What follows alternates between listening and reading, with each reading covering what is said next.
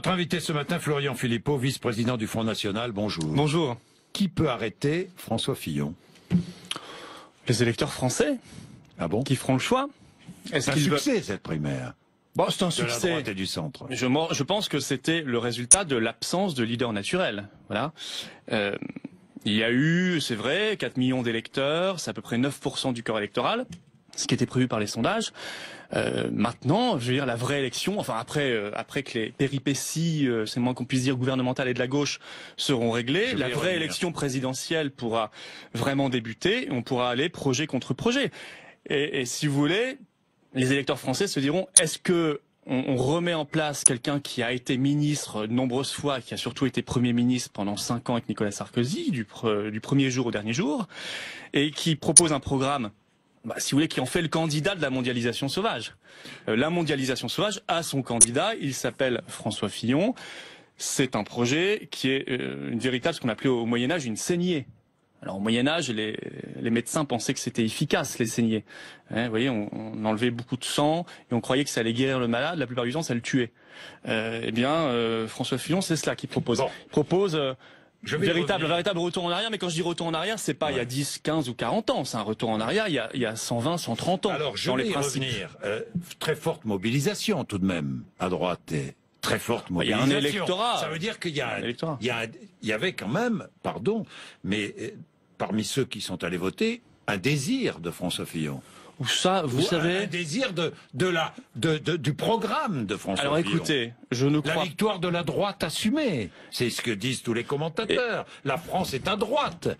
Écoutez, la France est à droite aujourd'hui. Je crois que la victoire de François Fillon, c'est pas que je crois, c'est qu'on le voit, c'est fait comme une espèce de bulle spéculative en quelques semaines. Je ne pense pas qu'il ait eu le temps d'imprimer un discours, d'imprimer un programme et de créer une adhésion à un projet. C'est une bulle. Depuis 2 ans. Hein. C'est une bulle qui a monté très très vite en 2-3 semaines. Et comme toutes les bulles spéculatives, elle peut éclater très vite. Et je crois qu'elle va éclater quand les Français vont regarder vraiment le projet. Là, on ne parle plus simplement de 4 millions de personnes, Monsieur Bourdin. C'est un projet de droite. Mais c'est un projet, je ne sais pas s'il est de droite ou pas, puisque en matière économique, vous direz il est de droite, il est même ultra-libéral. En matière d'immigration, il est dans la continuité de celui de François Hollande. Il est quand même de droite. Écoutez, en matière sens commun, la manif pour tous, c'est à droite, c'est pas à gauche. C'est même un appendice de l'UMP. Donc ne soyez pas surpris que Sens commun soutienne le candidat de l'UMP, puisque Sens commun est lié à l'UMP. Bon, oui, d'accord, mais enfin la manif pour tous, beaucoup, vous le savez très bien, beaucoup de catholiques pratiquants un peu traditionnalistes ont voté François Fillon. C'est la droite. Écoutez, moi, je regarde un résultat. C'est une droite prospère aussi, c'est une droite, non? Je pense que c'est un électorat de 4 millions de personnes qui a voté, ça c'est un fait. Maintenant, on va s'adresser à 44,5 millions d'inscrits. François Fillon, c'est quoi? C'est le candidat de la mondialisation sauvage. Sur le programme économique, sur le programme social, c'est une évidence. Je veux dire, je ne vois pas très bien comment il va créer une majorité sur un projet qui prévoit d'augmenter la TVA de 2 points, qui prévoit de supprimer 500 000 fonctionnaires. Ça veut dire des services publics en moins, ça veut dire dans la ruralité, ça veut dire dans les banlieues, suppression de l'ISF, retraite à 65 ans, sécurité sociale attaquée. Je veux dire, est-ce que demain, dans la France de François Fillon, je le souhaite pas, il faudra soit être clandestin pour avoir l'AME, soit être très riche. Non, je supprimer l'AME. Soit être Attendez, il l'a pas fait pendant qu'il était Premier ministre. Donc ses promesses de campagne, je n'y crois pas. Sécurité sociale démantelée. Donc soit clandestin, soit très riche pour se soigner. Est-ce que vous pensez que ça va créer une adhésion et une majorité, un rassemblement majoritaire? Je ne le crois pas.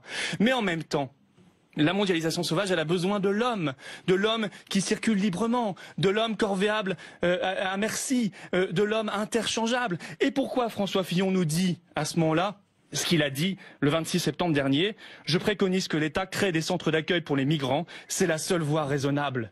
Eh bien, il a été exaucé. Alors, François Fillon, vous direz c'est un candidat de droite. Sur l'économie, je dirais que c'est un candidat ultra-libéral. Mais sur l'immigration et l'identité, c'est un candidat dans la continuité de François Hollande. Russe, comme vous, comme Marine Le Pen.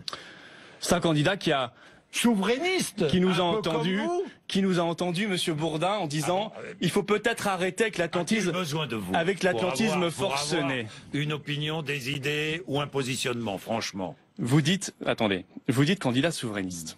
Je veux dire une chose, Monsieur Bourdin. Si vous l'écoutez réellement, François Fillon, il ajoute toujours souverainiste européen. c'est-à-dire anti-souverainiste, anti-souveraineté nationale. Il faut que les Français comprennent une chose. Quand on est le candidat de la mondialisation sauvage, il y a une logique.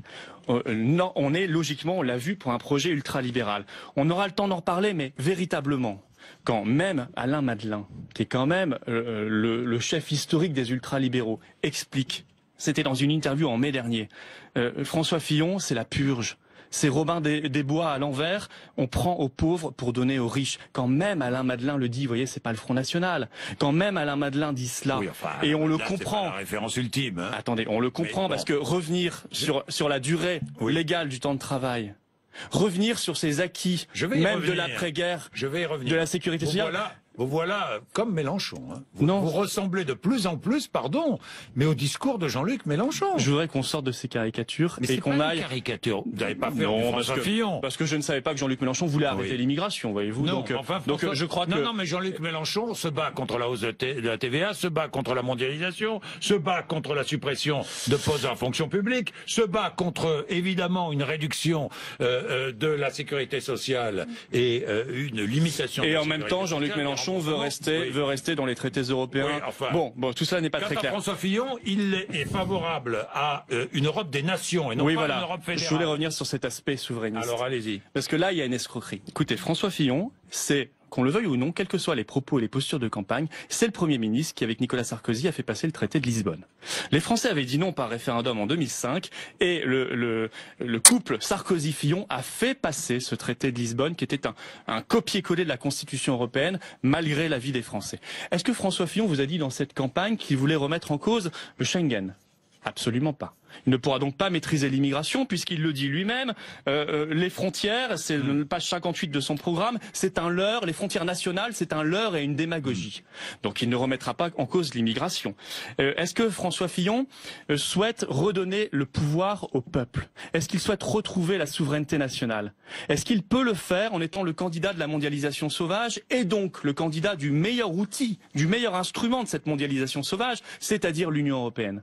Est-ce que François Fillon, une seule fois, vous a dit « Je trouve anormal que notre pays ne maîtrise plus ni ses frontières, on l'a dit, migratoires comme économiques, ni sa monnaie, ni son budget, que nos lois ne soient pas souveraines ?» Parce qu'aujourd'hui, c'est bien joli de faire le spectacle à l'Assemblée nationale et au Sénat, mais nos parlementaires votent des lois qui sont inférieures aux directives votées ou décidées plutôt par les technocrates non élus de Bruxelles. Est-ce que François Fillon vous a dit tout cela ? Bien sûr que non. Alors moi, je vais vous dire, en réalité, ce que nous prépare François Fillon, c'est simple. C'est le projet de la Troïka qui a été appliqué en Grèce et dans les pays d'Europe du Sud ces dernières années. C'est un projet qui a créé des inégalités monstrueuses. Mais on a dégradé le système de soins comme jamais. On a passé l'âge de départ à la retraite à 65 ans. Est-ce que ça a apporté un mieux en termes de dette, un mieux en termes de croissance, de richesse et d'emploi? Absolument pas. Ça a dégradé la dette, ça a dégradé les déficits, ça a dégradé la croissance, ça a dégradé l'emploi. Aujourd'hui, en Grèce, vous avez 30% de chômage, quasiment 60% chez les jeunes. Alors moi, je ne souhaite pas cet avenir pour mon pays. Oui, je souhaite que mon pays soit libre, qu'il soit souverain et qu'il soit sûr et prospère. Et je sais qu'avec François Fillon, nous risquons d'avoir François Hollande en pire. François Hollande assumé dans ses choix contre les Français. Chez vous, tout le monde n'est François pas Hollande d'accord, remplir. puisque Marion Maréchal Le Pen nous dit que c'est l'adversaire sans doute le plus dangereux pour Marine Le Pen. Et elle reprend des arguments. Et elle en donne des arguments, vous les avez vus. Oui, mais je pense que c'était avant que nous connaissions son programme. Je ne suis pas d'accord. Comment? Je suis pas d'accord avec cette analyse. C'était la semaine dernière. Non. Vous plaisantez ou quoi? C'était la semaine dernière? Moi, j'ai vu, Monsieur Bourdin, des candidats à la primaire qui étaient obsédés par Marine Le Pen et le Front National. Obsédés. Je crois que la crainte, elle est de leur côté. Voyez-vous, moi, un candidat qui représente à ce point un projet de mondialisation sauvage. Écoutez, Monsieur Bourdin, je crois que le choix, il sera clair si Marine Le Pen est au second tour et si François Fillon est au second tour. Il y aura le candidat de la mondialisation sauvage face à la candidate de l'État-nation. De la gauche aussi. Qui défendra, peu importe, gauche-droite, qui défendra qui? Je ne savais pas que je ne savais pas que la tolérance zéro, que l'arrêt de l'immigration, le soutien aux PME, c'était de gauche ou de droite. Je pense que c'est surtout de bon sens. Bah alors, donc nous aurons la candidate de l'État-nation, du patriotisme, qui est Marine Le Pen. Qui défendra qui? Qui défendra qui? Qui défendra les Français. Et les plus modestes. Qui défendra elle, vous voyez? Et les plus modestes. Qui défendra les plus modestes, les classes moyennes. Qui défendra les personnes âgées, qui seraient impactées par l'affaiblissement considérable de la sécurité sociale.